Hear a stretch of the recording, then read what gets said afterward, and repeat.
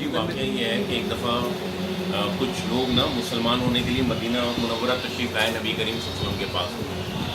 تو وہ مسلمان ہونے کے بعد نا کچھ دن وہاں رکے تو ان کے پیٹ خراب ہو گئے, پیٹ میں درد ہونے لگا. تو مال غنیمت کے کچھ اونٹ تھے, آپ انہوں نے فرمایا تم ان کے پاس جا کے رہو, ان کا دودھ اور پیشاب جو ہے نا وہ پیو. تو انہوں نے یہ کام کیا, وہاں کچھ دن رہے تو صحت یاب ہو گئے. مدینے کی آب و ہوا ان کو راس نہیں آ رہی تھی. تو انہوں نے کیا کیا کہ وہاں کے چوکیدار کو قتل کیا, اس کے ناک کان کاٹے اور مال غنیمت کے سارے اونٹ منگا کے لے گئے. تو آپ صلی اللہ علیہ وسلم نے حضرت ایک صحابی ہیں حضرت سلمہ بن اکوع رضی اللہ عنہ, ان کو بھیجا. وہ بہت تیز دوڑتے تھے, وہ ان کو پکڑ کے لائے.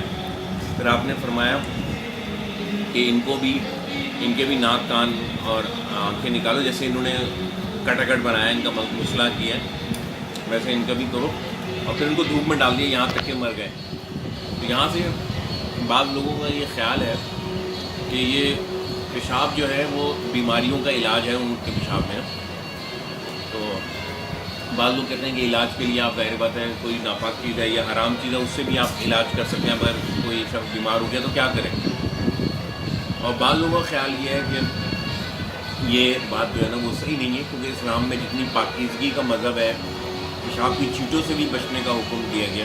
تو ایسا نہیں ہو سکتا آپ صلی اللہ علیہ وسلم کیسے ان کو یہ کہہ دیں کہ پیشاب پیو. اس میں خیال یہ ہے کہ آپ نے صرف یہ کہا تھا ان کا دودھ پیو, سننے والے نے یہ سمجھا کہ پیشاب اور دودھ پیو.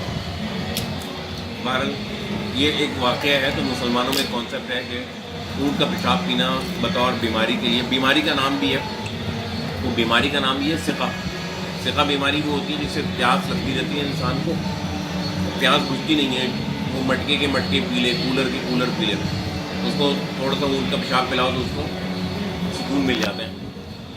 یہ ہے حدیث جو بڑی بڑی کتابوں کے اندر آئی ہے. میں آپ کو